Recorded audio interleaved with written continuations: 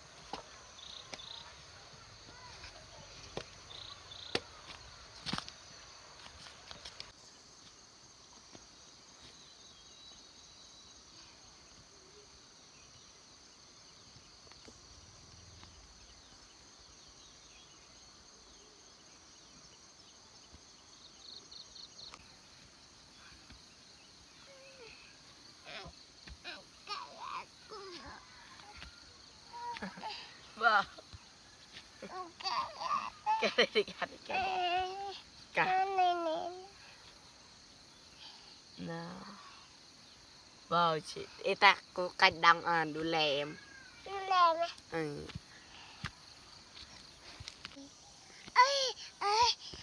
ตัวอะไร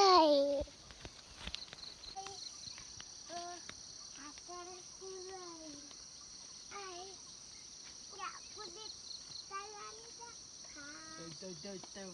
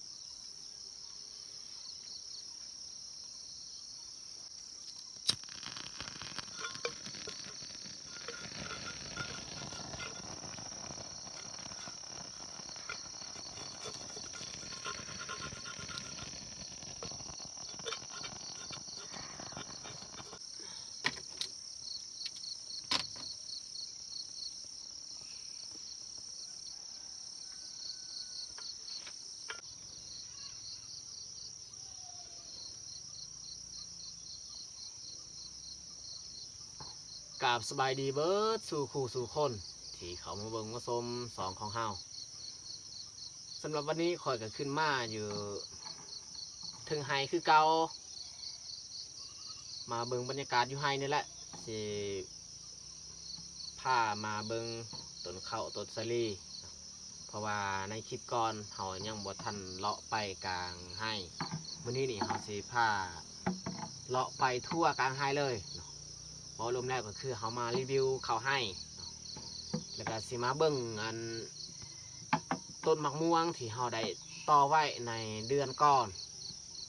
ได้เป็นเดือนแล้วเนาะวันนี้เขาจะมาเบิ้งว่ามันจะเกิดหรือบอ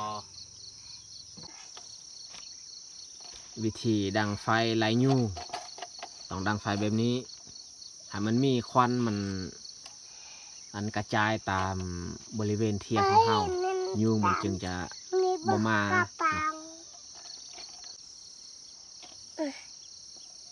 ไอ้หนึ่งจ้า เขาต้องเอาไม้เวลาเขาย่างเขาไปกลางไฮ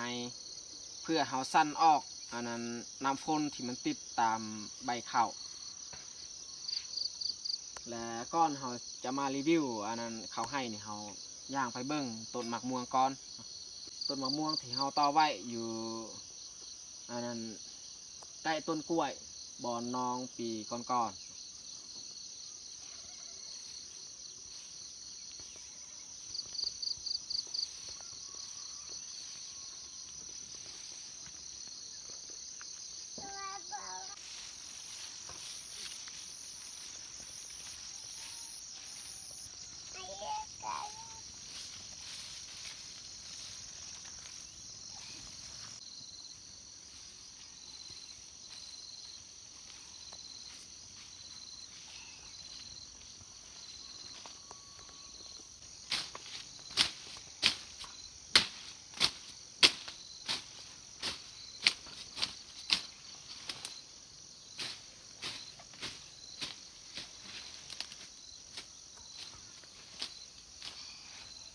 โอ้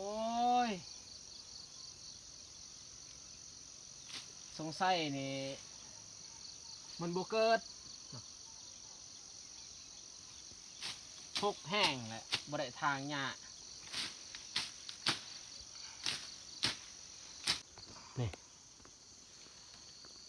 หรือว่ามันเกิดบ่ทุกคนไม่แต่เขาจะแกะอันยางอันนี้ออกเขาให้มันเกิดซะแกะออกตัวนี้ก่อนเขาต่อไว้นี่แมนเดือน5อันนี้ก็วันที่30 เดือน 6แล้ว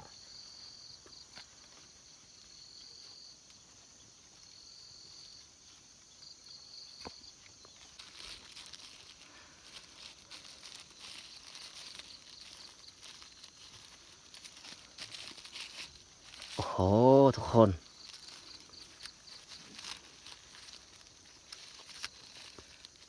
นี่เกิดอีหลีทุกคนเกิดแล้วนี่แต่ว่ามันเงาะเพราะว่าเฮาแกะอันนั้นยางอันนี้ออกซะเนาะมันเงาะแบบนี้ก็บ่เป็นหยังเนาะ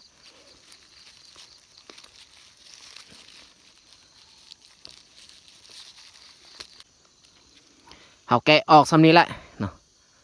ให้ตัวนี้มันขึ้นส่วนตัวนี้เนี่ยเฮามัดไว้คือเก่าเพราะว่ามันจับในต้นนี่ยังบ่ทันแน่นปานใดเอายางนี่มัดไว้เมื่อมันจับแน่นจึงคอยแกะออกยางที่เฮามัดตัวนี้แล้วก็ตัดต้นใหญ่นี้ตัดตัวนี้ทิ้งเอายางนี้มัดคืน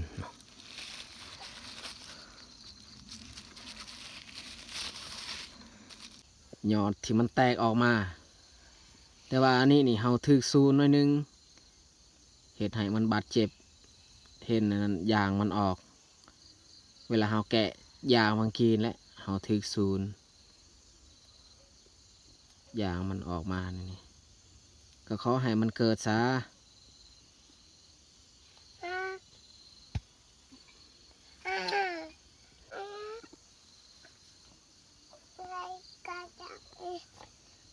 ตัวนี้นี่สงสัยบ่เกิดอีหลีมันแต่ตัวนี้เกิดฮะ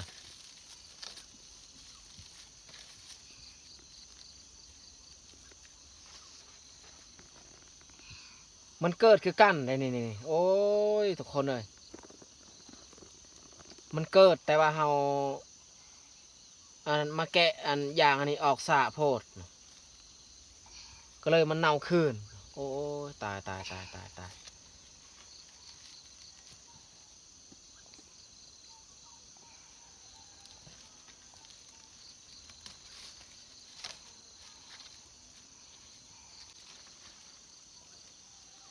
ถ้าว่าเฮามาแกะไว้ประมาณครึ่งเดือน 6เฮามาแกะยางอันนี้น่าจะเกิดแน่นอนแต่ว่าอันนี้เฮาแกะสะโพดโอ้ยตายย้อนเฮาลงใส่กองนี่แหละเฮาบ่มีเวลาขึ้นมาแกะลองปะแบบนี้ก่อนบางทีมีโอกาสมันแตกขึ้นมาอีกถ้าว่ามันตายกับบ่จักสิเฮ็ดมีแต่ทิ่มอย่างเดียวแหละ ส่วนตัวนี้นี่ได้พ่นอยู่ตัวนี้นี่มันแตกออกมาแล้วตัวนี้ลองปะแบบนี้ก่อน แต่ว่าต้นมันก็ยังตัวเป็นๆเลยยังบ่ทันตาย แต่ตาของมันฮั้นบ่มีแหละตามันตาแบบว่ามันสิป่งหรือว่ามันแตกออกมาบ่มีอันนี้แหละมันแตกออกมาแต่ว่ามันเน่าแล้วครั้งนี้คือกันเน่าแล้วตัวนี้แหละใส่บ่ได้ถาเบิงอีกปิดเดือน7อันนี้ถ้าว่ามันตายมันแห้งเขาก็ทิ่มเลยแกะออกเลยโอ้ยผิดสูตรเนาะถ้าว่าเขามาแกะไว้นี่ได้เก็บได้กินไว้อยู่หมากม่วงนี่เขาแกะออกบางทีอยู่นี่มันเน่าเนาะเพราะว่าเขาหัดอัน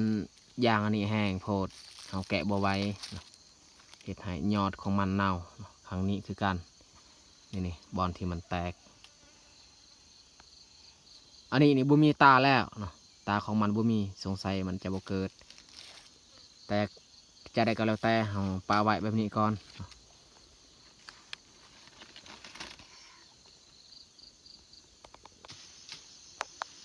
บอนหญ้าหกแบบนี้นี่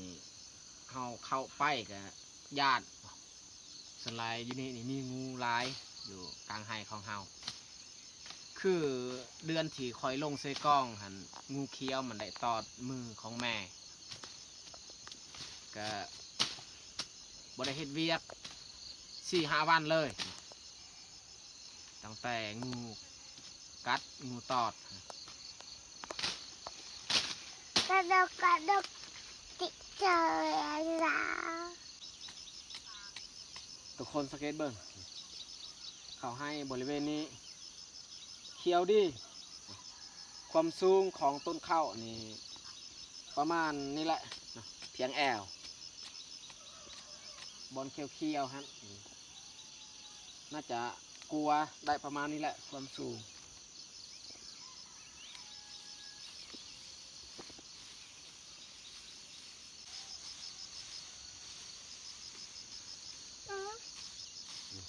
เอาไม้สันน้ำฝนเขาให้ฝนเสาตกซะฝนตกหลายวัน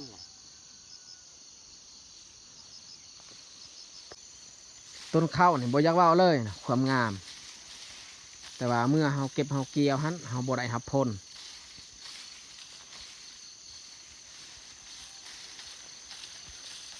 อันนี้กับต้นมะม่วงคือกันต้นมะม่วงเฮาปลูกค้างกั้นกับต้นตัวนั้นอยู่นี่ก็มีต้นหนึ่งแต่ว่าบ่ทันสูงอยู่นี่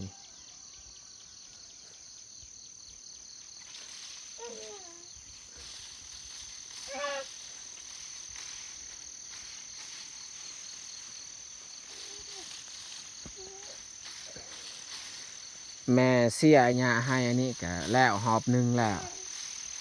ต่ออีกหอบ2น่าจะแมนต้นเดือน7นี่แหละต่อหอบ2แล้วก็หอบ3นี่แมนเดือน9ปกตินี่เขาเสียหญ้าให้นี่3หอบซ้ำซากสิได้เก็บได้กินว้าวจะจับปังเต็มเลยจ้ะอันนี้นี่แม่ให้กระเสียต่ออีกนี่บอลที่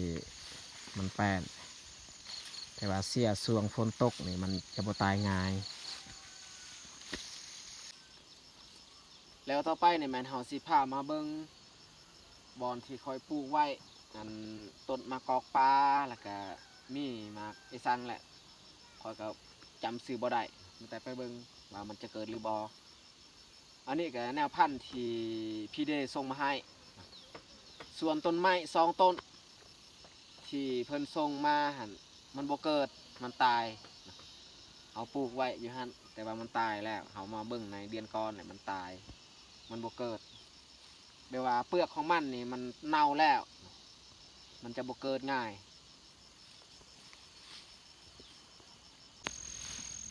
อันนี้ก็แม่นบอนหนึ่งแล้วบอนที่คอยปลูกบอนใดคอยปลูกคอยเอาไม้มาเสียบใส่เพื่อเฮาไม้ไว้เฮาจื้อง่ายแต่ว่านี่เฮาบ่เห็นมันป่งเนาะสงสัยมันบ่เกิด มากอกป่าเลยเขาปลูกอยู่นี่อันนี้บ่อนึงเขาปลูกเป็นแถวถ้าว่าแม่บ่ดึงออกไม้ที่คอยเสียบปลูกเป็นแถวเลยอันนี้ก็มีต้นถั่วดินอีกแม่ปลูก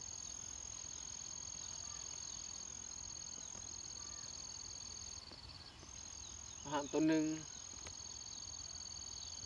บริเวณนี้น่าจะมีอยู่แต่ว่าแม่ถอดออกไม้ที่คอยเสียบไว้นี่เขาบ่จื้อง่ายได้เพราะว่าปกติคอยปลูกข้างกันเลยเป็นแถวสงสัยมีแหละบริเวณนี้แต่บ่เห็นมันเกิดมา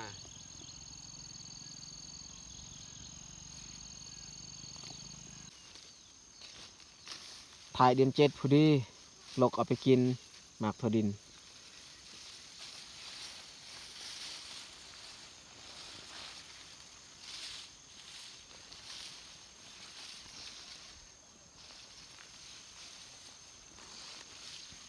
ต้นถั่วดินถ้าว่าเขาเบิ่งผ่านๆคันอยู่ในป่าเนี่ยเขาบ่ฮู้ดอกว่ามันแมนต้นถั่วดินเพราะว่ามันจะคล้ายคือหญ้าเนาะ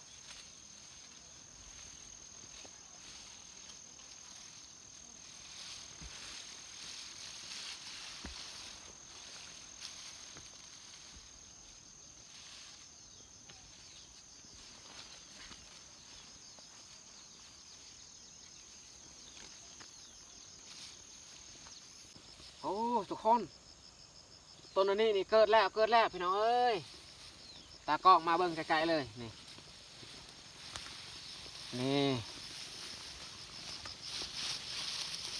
อันนี้ไม้สองข้างที่คอยไม้ไว้2 ต้นเนาะมันเกิดมาอันนี้แมนต้นมะกอกเนาะต้นมะกอกป่ามันเกิดแล้วก็เขาให้มันเกิดดอกออกผลซะพอได้เก็บได้กินผลงานของพี่เดย์ฝากมาให้เกิดแล้วได้ต้นหนึ่ง2 ต้นนี่เพราะว่าเขาปลูกบอนหนึ่งนี่2 มากในบอนเดียวนี่มันเกิดเบิด2เลยอันนี้บอนหนึ่งอีกบอนเขาปลูกแต่ว่าอยู่นี่บ่เกิด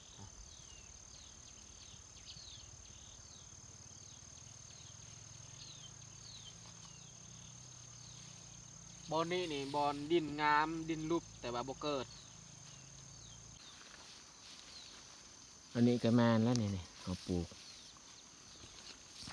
แต่มันบ่เกิดตัวนี้นี่บ่แม่นมากอกป่าเนาะอันนี้แมนแนวพันธุ์ที่มันเป็นคืออันนั้นหมักทัวเนาะมันบ่เกิดเนาะแต่ว่าเขาก็ย่างอยู่จงไว้เขาปลูกบ่เบิด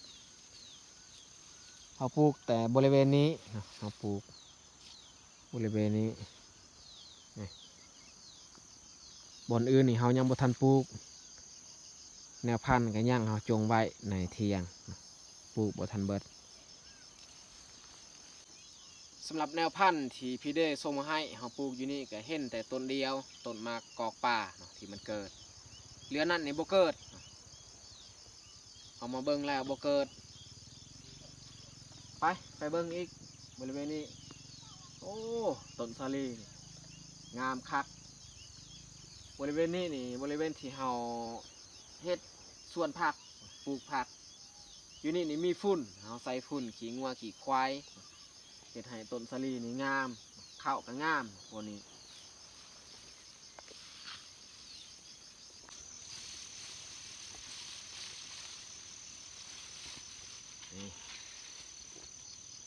ในต้นหนึ่งนี่มันมีมากอยู่2 มากความสูงของต้นสาลีนี่ได้2 เมตร2 เมตรกว่าต้นนี้ก็2 มากต้นนี้ก็2ต้นนี้ก็2 เบิด2 มากเบิดเลยแต่ว่ามากโตมันอยู่ต่ำๆมันนี่น่าจะบ่เต็มตึงปานใดเห็นมากมันก็น้อย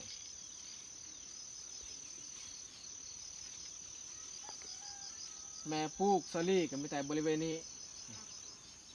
บอนอื่นนี่ปลูกบ่งามมีแต่บนนี้แหละแม่ปลูกเพราะว่าปีก่อนๆแม่ก็ปลูกแล้วมันบ่งามปานใดมีแต่บนนี้แหละงาม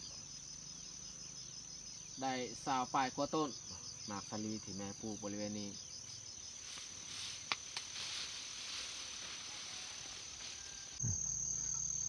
Dong na ko pa siya ninak kasadya lang daw. Dong na ko. Ilaw. Pen.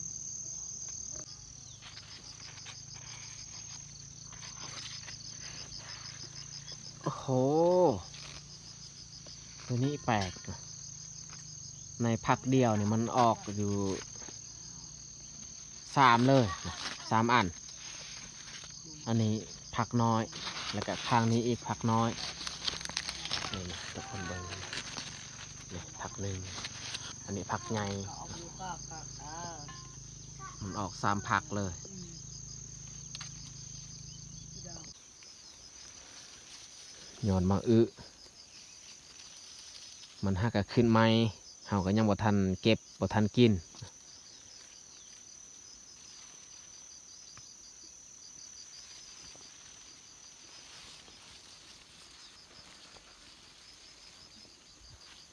โอ้มีมากแล้วได้เนี่ยมากนี่มันยังน้อย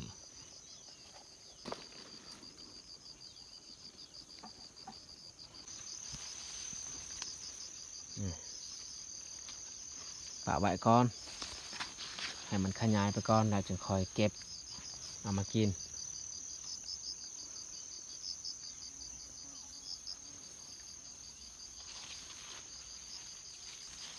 อันนี้แหละต้นสาลีที่บ่ถือบอนเฮาเฮ็ดนานพักมันจะบ่งามปานใดต้นมันก็ลักษณะแก่ๆนะ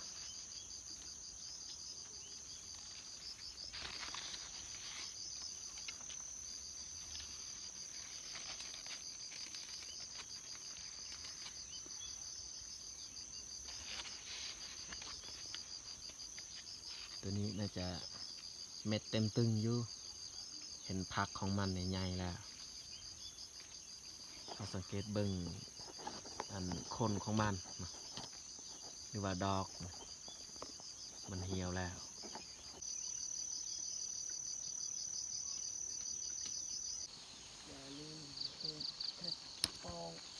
เก็บเอามือถ้าว่าเขาบอกเก็บมันแก่ก่อน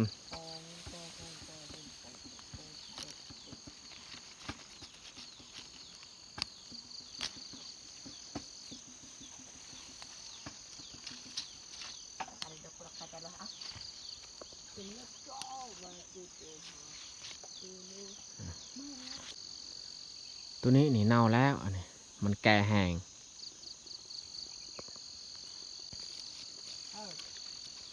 เก็บเอาตัวนี้ซะ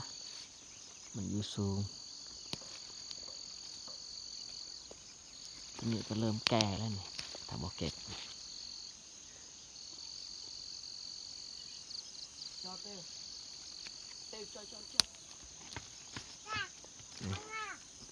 เก็บสมีละพอได้เห็ดอาหารกินอยู่บ้าน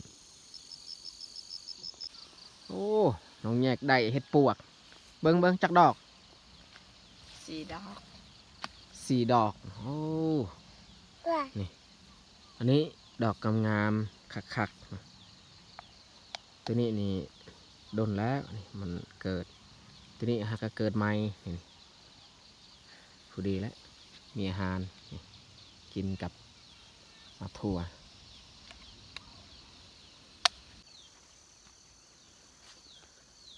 เบื้องนี้นี่ต้นข้าวบ่อยากงามพันใดต้นตำ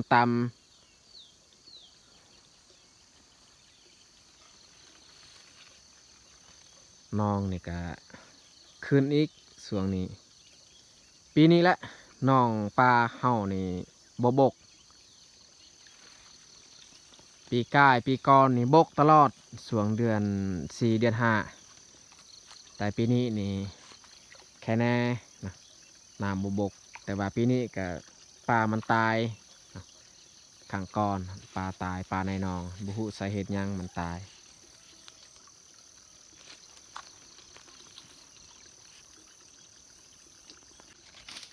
ปลาก็มีอยู่ในหนองนี่แต่ว่ามันยังน้อยเพราะว่ามันเกิดใหม่ปลาตัวใหญ่มันตายใน3-4 เดือนที่แล้ว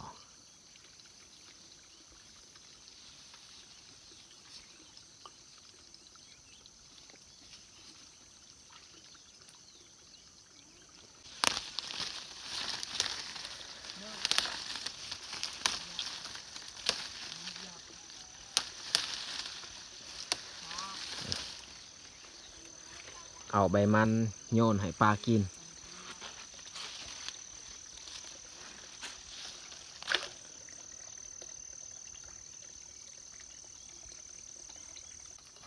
อันนี้แมนห้อยมาวางไข่ไว้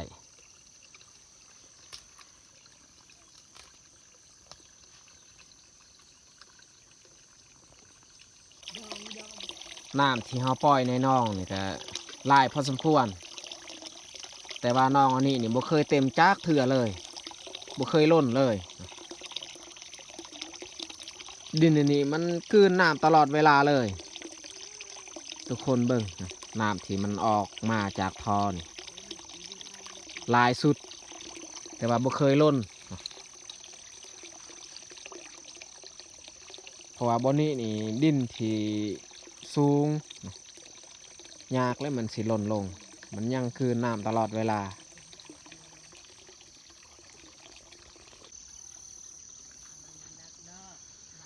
ส่วนหมากคุงอันนี้ต้นหนึ่งเนี่ยก็ตายไปแล้วเหลืออีก3 ต้นต้นนี้แค่แน่เห็นใบของมันก็เขียวส่วนอีกต้นนั้น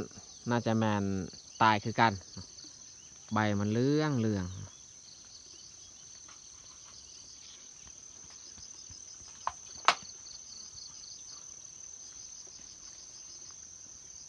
มีแต่ถั่ว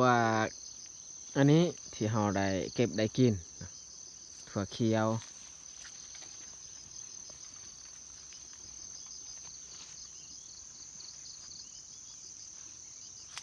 นี่ถั่วเขียวนี่ก็ได้เก็บตลอดอยู่เอาไปเห็ดทานการกินอยู่บ้านอยู่เฮือนอันนี้หญ้าที่ปลามักกิน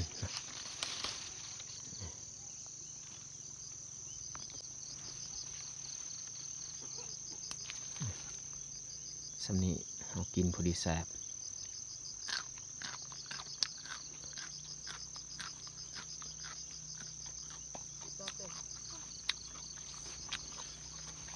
เอาไปโยนให้ปลากินซะ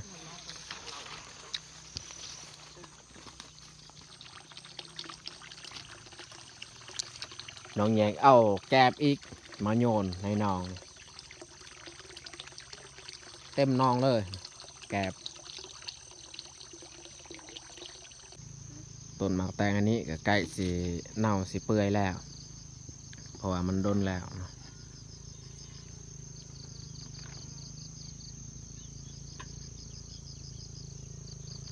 หมากแตงที่เฮาจงไว้อันนี้นี่แมนเฮาสิจงไว้เป็นแนวพันธุ์เลยเนาะส่วนตัวนี้เฮาสามารถเก็บกินได้อีกวันใดเฮาอยากกินเฮาเก็บเอามากิน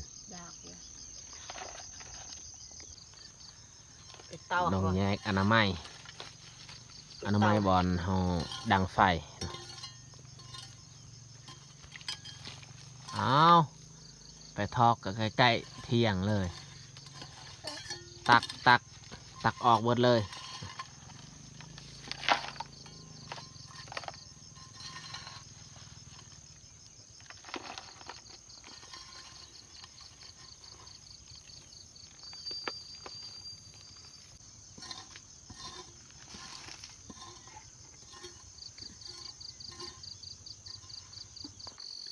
เต่าเฮ้ย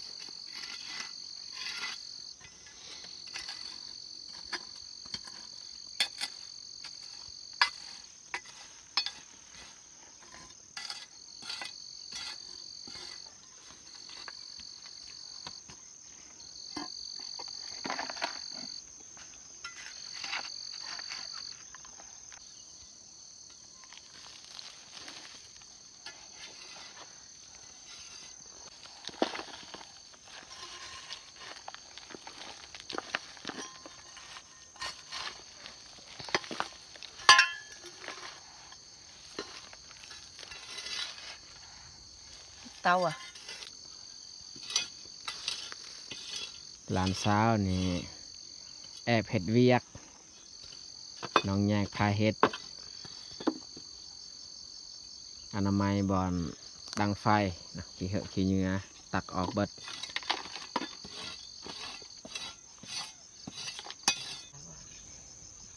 เรียบร้อยน้องแยกกับล้านพลอยอนามัยนะขี้เหอะขี้เหงื่อที่มันหกบอนเฮาดังไฟนะสะอาดแล้วบอนเกลี้ยง